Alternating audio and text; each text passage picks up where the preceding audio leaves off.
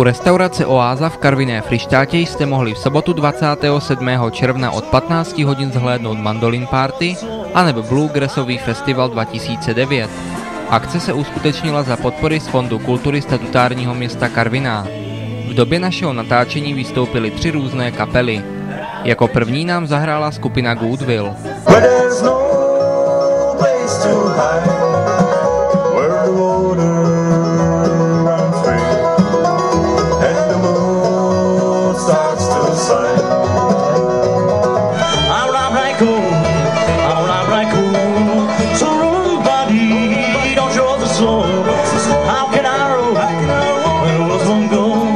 Dále se nám představili karvinští Bridge.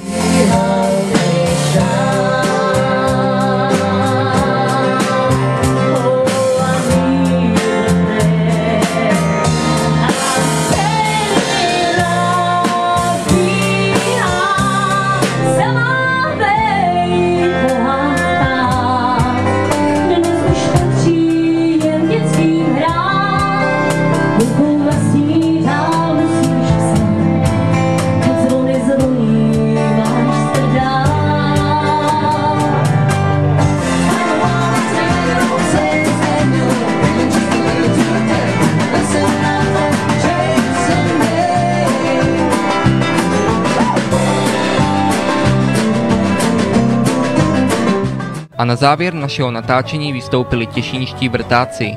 Život jde klidně dál a já vím, bych si přál jít spát na zkouše, co smí. Chodím sám, oni s ním dívku svou vyhlížím. Stále s tebou, lásko, život zdá se ve všem nádherný.